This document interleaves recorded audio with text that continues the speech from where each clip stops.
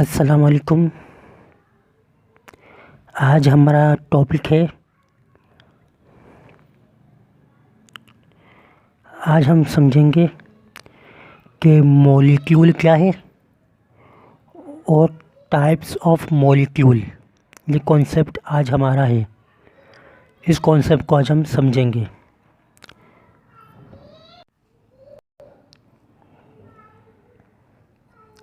तो मॉलिक्यूल और types of molecule हम समझने की कोशिश करेंगे कि ये होते क्या हैं। वैसे तो हमने मॉलिक्यूल को पहले शायद पढ़ा है, लेकिन यहाँ पर हम मॉलिक्यूल को एक सही कॉन्सेप्ट के साथ डिटेल में समझेंगे कि मॉलिक्यूल होता क्या है।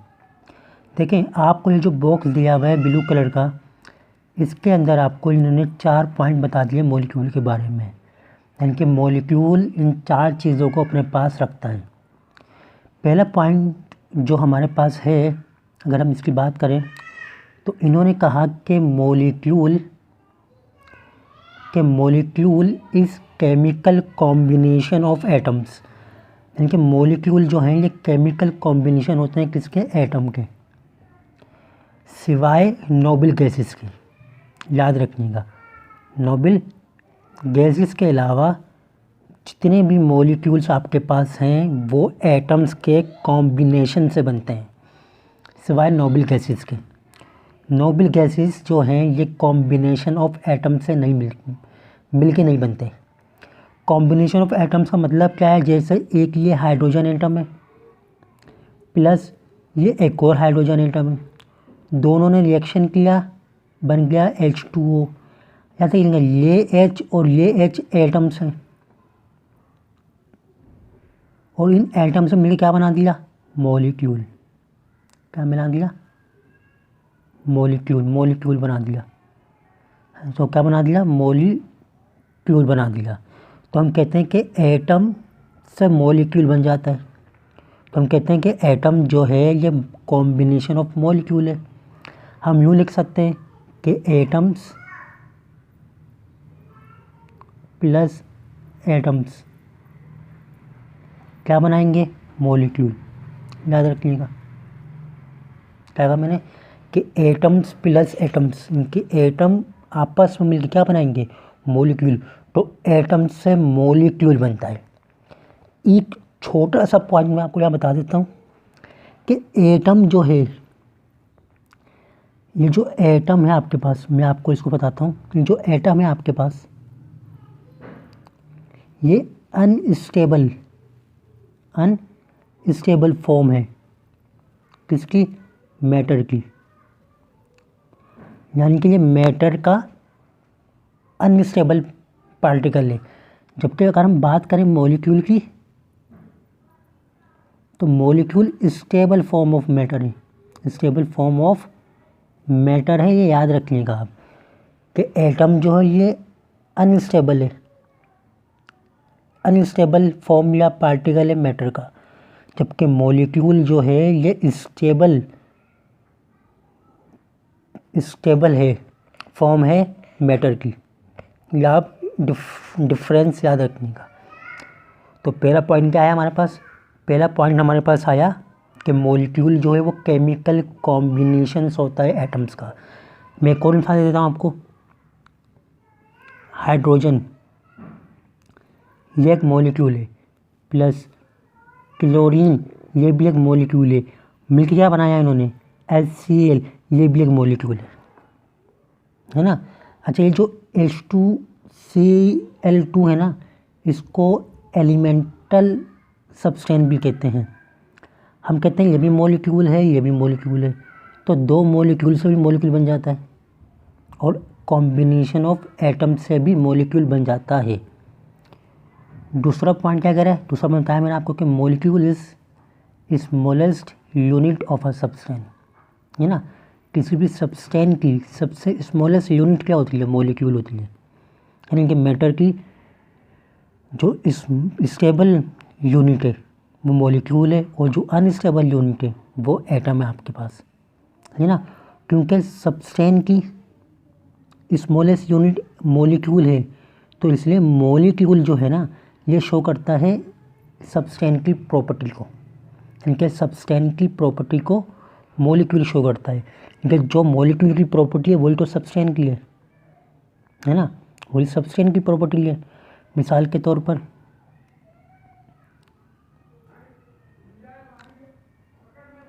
HCl मॉलिक्यूल है, सब्सटेंस है, तो जो मॉलिक्यूल प्रॉपर्टी है इसके सब्सटेंस की प्रॉपर्टी है। तो मॉलिक्यूल और सब्सटेंस की मॉलिक्यूल जो है वो सब्सटेंस की प्रॉपर्टी को शो करता है। तीसरा पॉइंट क्या है कि मॉलिक्यूल जो है वो इंडिपेंडेंटली एग्जिस्ट करते हैं, इंडिपेंडेंटली एग्जिस्ट कर सकते हैं मॉलिक्यूल। एटम्स में भी और में नॉट भी, लेकिन मॉलिक्यूल इंडिपेंडेंट एग्जिस्ट कर सकते हैं। तो मॉलिक्यूल के बारे में 4 पॉइंट आपको पता होने चाहिए। पहला पॉइंट ये होना चाहिए कि मॉलिक्यूल जो है वो केमिकल कॉम्बिनेशन ऑफ एटम्स है, स्मॉलेस्ट यूनिट है सब्सटेंस की प्रॉपर्टी को शो करता है और इंडिपेंडेंटली एग्जिस्ट करता है। ये 4 बातें आपको मॉलिक्यूल्स के बारे में पता होनी चाहिए। मॉलिक्यूल सिमिलर एटम से मिलकर भी बनते हैं और डिसिमिलर एटम से मिलकर भी बनते हैं। अब टाइप्स ऑफ मॉलिक्यूल की बात करें हम कि टाइप्स ऑफ मॉलिक्यूल कौन कौन से हमारे पास, तो हमारे पास 6 टाइप्स दिए हुए इन्होंने मॉलिक्यूल्स के। ये जो है मॉलिक्यूल ये नंबर ऑफ़ एटम्स की बुनियाद पर है, नंबर ऑफ़ एटम्स की बुनियाद पर, नंबर ऑफ़ एटम की बुनियाद पर, सही है ना। पहली टाइप है मोनो एटॉमिक मॉलिक्यूल, वो मॉलिक्यूल जो सिर्फ एक एटम पे मुश्तमिल हो, वो मॉलिक्यूल जो सिर्फ एक एटम पे मुश्तमिल हो, उन मॉलिक्यूल को कहा जाता है मोनो एटॉमिक मॉलिक्यूल। और आपके पास जितनी भी नोबल गैसेस हैं,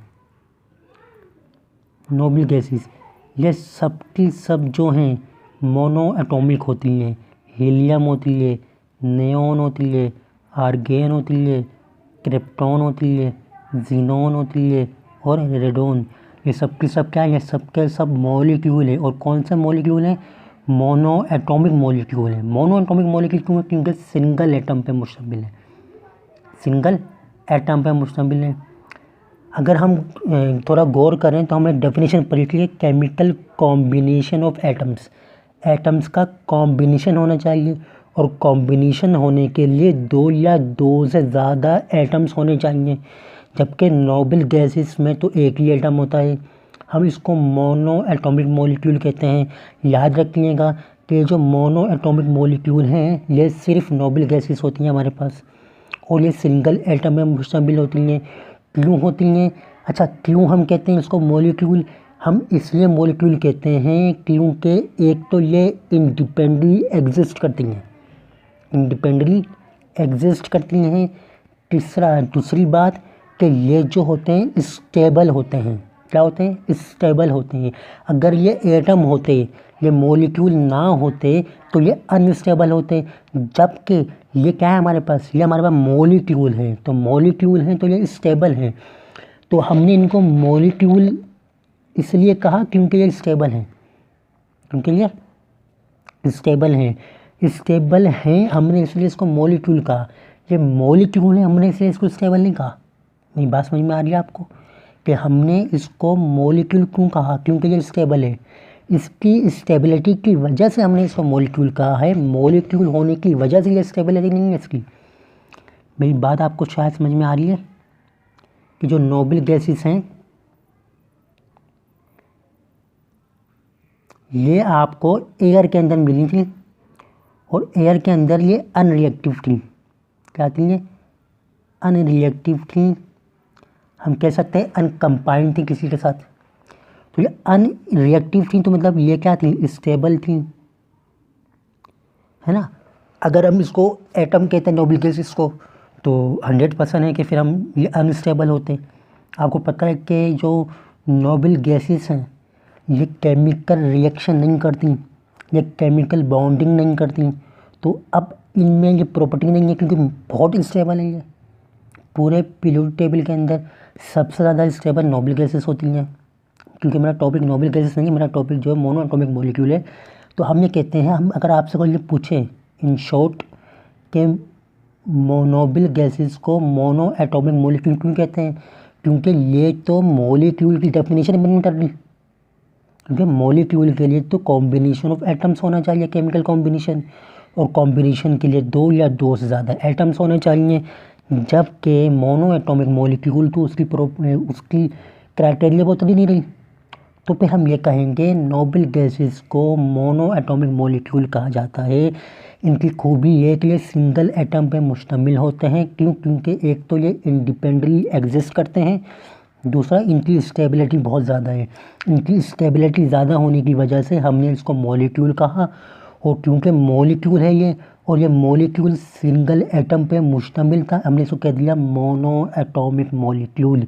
वो मॉलिक्यूल जो सिर्फ एक एटम पे मुश्तमिल होते हैं। मोनो मतलब एक, मोनो मतलब एक, समझ रहे ना, मोनो एटॉमिक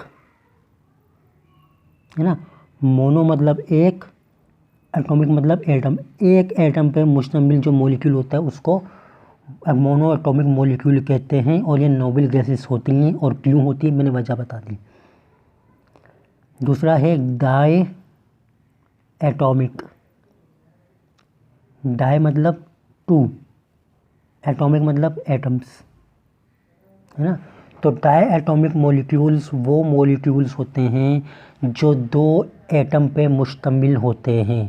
तो जब 2 एटम आपस में केमिकल कॉम्बिनेशन करते हैं तो इसकी मदद से इससे जो मॉलिक्यूल बनता है वो डाई एटॉमिक मॉलिक्यूल होता है, क्योंकि ये मॉलिक्यूल 2 एटम पे मुश्तमिल है। मिसाल अगर आपको लेनी हो तो हाइड्रोजन H2 Cl2, दोनों के दोनों क्या हैं, दोनों के दोनों डाई एटॉमिक मॉलिक्यूल हैं। कोई पूछे क्यों है, कहीं यहाँ पर हाइड्रोजन के 2 एटम्स हैं, यहाँ क्लोरीन के 2 एटम्स हैं, तो हाइड्रोजन के 2 एटम्स और क्लोरीन के भी 2 एटम्स हैं। तो जब ऐसा मॉलिक्यूल जो 2 एटम पे मुश्तमिल हो उस मॉलिक्यूल को डाई एटॉमिक मॉलिक्यूल कहते हैं। याद रखिएगा, ये सिमिलर भी हो सकते हैं, ये डिसिमिलर भी हो सकते हैं। जैसे कि H2Cl2, H2 एक मॉलिक्यूल है, डाई एटॉमिक मॉलिक्यूल है, क्लोरीन एक मॉलिक्यूल है, डाई एटॉमिक मॉलिक्यूल है। इसी तरह HCl कितने एटम में मुश्तमिल है, ये भी 2 एटम में मुश्तमिल है, एक H और एक Cl, तो ये भी डाई एटॉमिक मॉलिक्यूल है, लेकिन ये डिफरेंट एटम से मिलकर बना है, डिसिमिलर एटम से मिलकर बना है। तो diatomic molecular similar atom से भी हो सकते हैं और डिसिमिलर एटम से भी हो सकते हैं। आगे देखें आप, तो डाई एटॉमिक मॉलिक्यूल कौन क्या होते हैं। डाई एटॉमिक मॉलिक्यूल वो मॉलिक्यूल होते हैं जो 2 एटम पे मुश्तमिल होते हैं। आपको एग्जांपल यहाँ पर उन्होंने दे दी है। अब देखें try atomic molecule, try atomic molecule, try मतलब 3, एटॉमिक मतलब एटम्स।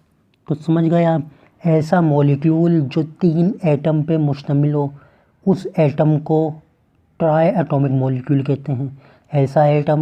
ऐसा मॉलिक्यूल जो 3 एटम पे मुश्तमिल हो उसे हम कहते हैं ट्राई एटॉमिक मॉलिक्यूल। ये भी डिसिमिलर एटम्स और सिमिलर एटम्स हो सकते हैं।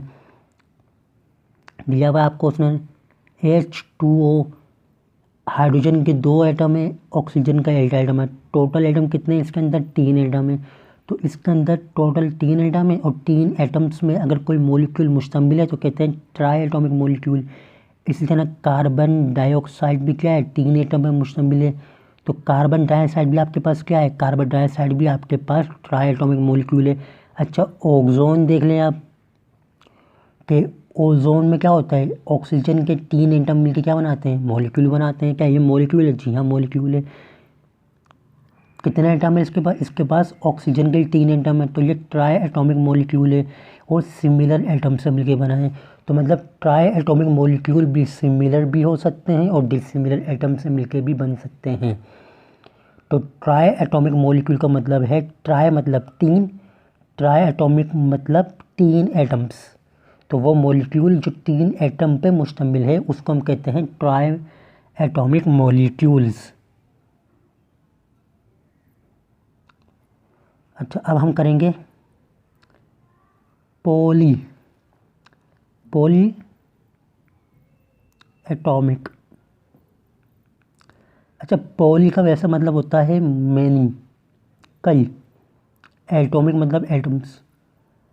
हम ये कहते हैं कि पॉली एटॉमिक मॉलिक्यूल्स वो मॉलिक्यूल्स होते हैं जो कई एटम पे मुश्तमिल होते हैं। यहाँ पर याद रखिएगा कई एटम से मुराद क्या है। यहाँ पर कई एटम से मुराद जो ली गई है वो 4 से ऊपर ली गई है।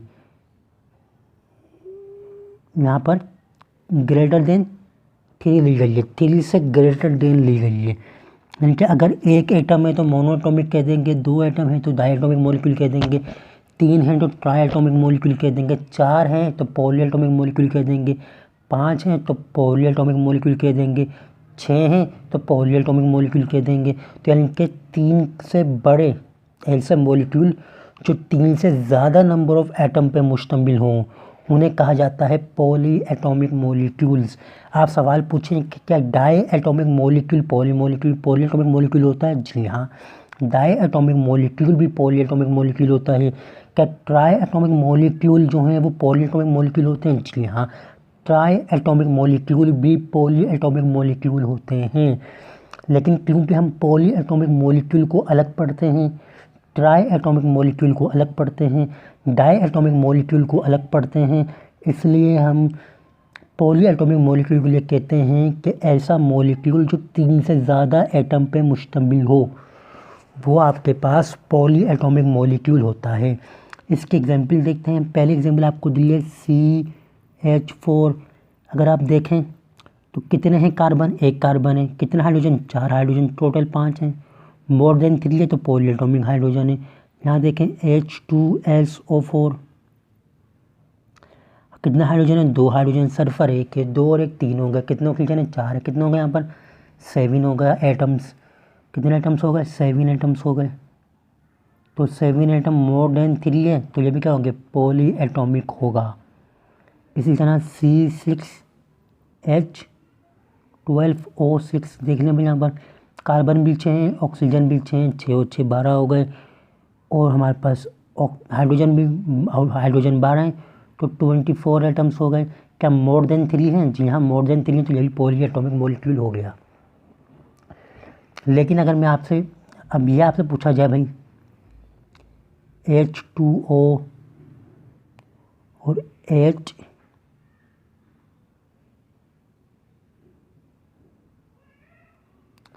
CH4 तो आप कहेंगे ऊपर वाला try atomic molecule, try atomic के नीचे वाला पॉली है। कोई पूछे भाई क्यों? क्योंकि ऊपर वाला 3 एटम में मुश्तमिल और 3 एटम को हमने स्पेशल नाम दिया हुआ है, ट्राई एटॉमिक मॉलिक्यूल दिया गया है।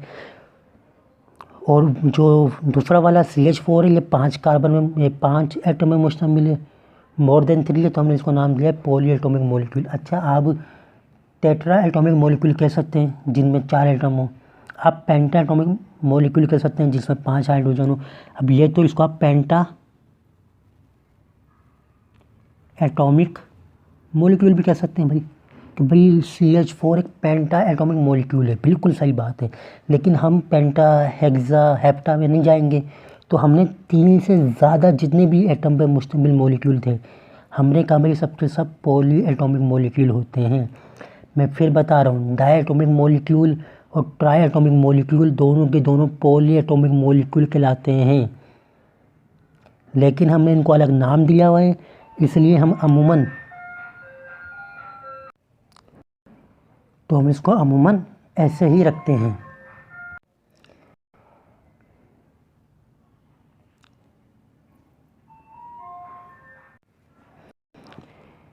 अब हमारे पास है 2 टाइप्स और हैं। ये जो है इसको हम ऐसे समझेंगे, ये जो होमो एटॉमिक मॉलिक्यूल और हेटेरो एटॉमिक मॉलिक्यूल है ये बेस करता है टाइप्स ऑफ एटम्स पर, टाइप्स ऑफ एटम पर। याद रखना कि ये बेस करता है टाइप ऑफ एटम पर। क्या मतलब?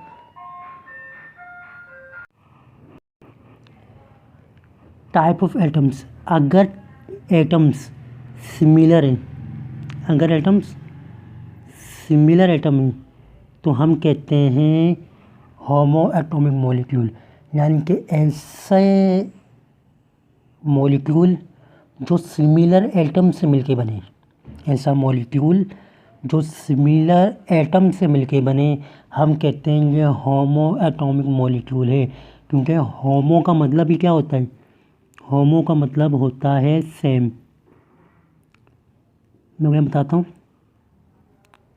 होमो का मतलब क्या है? होमो एटॉमिक, नाम देखें क्या कह रहा है, होमो मतलब सेम, एटॉमिक मतलब एटम्स। तो हम कहेंगे ऐसा मॉलिक्यूल जो सेम एटम पे मुश्तमिल हो, क्योंकि होमो मतलब सेम, एटॉमिक मतलब एटम। तो हम कहेंगे ऐसा मॉलिक्यूल जो सेम एटम पे मुश्तमिल हो, हम कहेंगे ये होमो एटॉमिक मॉलिक्यूल होते हैं। जैसे हाइड्रोजन, कितने एटम है यहाँ पर? 2 एटम है, दोनों क्या हैं? हाइड्रोजन है, तो ये होमो एटॉमिक हो गया। ओजोन O3, कितने एटम है? 3 एटम है, तीनों क्या है? सिमिलर हैं, हम कहेंगे ये क्या हो गया? ओजोन हो गया। ये भी क्या हो गया? होमो एटॉमिक हो गया। P4S8 है ना, Cl2O2।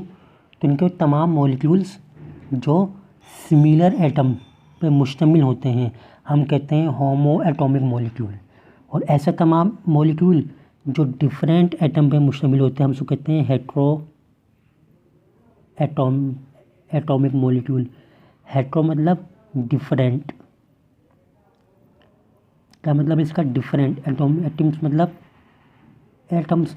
तो ऐसा मॉलिक्यूल जो डिफरेंट एटम पे मुश्तमिल है, जैसे कार्बन डाइऑक्साइड, कितने एटम है? 3 एटम है। क्या तीनों एटम सिमिलर है? नहीं है, तो ये क्या होगा? हेट्रो एटम होगा। क्या होगा ये? हेट्रो एटम होगा। फिर मैंने कहा अच्छा देखा भाई, NH3, NH4 भी ले सकते हैं, NH3 लेते हैं। NH3 कितने एटम है? आपने कहा 4 है, मैंने कहा होमो है, हेट्रो, आपने कहा हेट्रो है। मैं क्यों हेट्रो? आपने कहा कि डिफरेंट एटम से मिलकर बने। तो ऐसा मॉलिक्यूल जो डिफरेंट एटम से मिलकर बने वो हेट्रो एटॉमिक मॉलिक्यूल कहलाता है। और ऐसा मॉलिक्यूल जो सेम एटम से मिलकर बने वो होमो एटॉमिक मॉलिक्यूल कहलाता है। अब देखें, अगर आप देखें तो ये आपके पास ट्राई एटॉमिक मॉलिक्यूल भी है, CO2, क्योंकि 3 एटम में। और ये हेट्रो एटॉमिक मॉलिक्यूल भी है, क्योंकि डिफरेंट एटम से मिलकर बने, है ना। ऐसा अगर आप देखें ये वाला, तो O3 आपके पास ट्राई एटॉमिक मॉलिक्यूल भी है, और ये आपके पास होमो एटॉमिक मॉलिक्यूल भी है। ट्राई क्यों है? क्योंकि 3 एटम में मुश्तमिल है। होमो क्यों है? क्योंकि ये सिमिलर एटम से मिलकर बना है। आज का लेक्चर यहाँ तक रखते हैं, कोई सवाल हो तो लाजमी पूछिएगा। Thank you.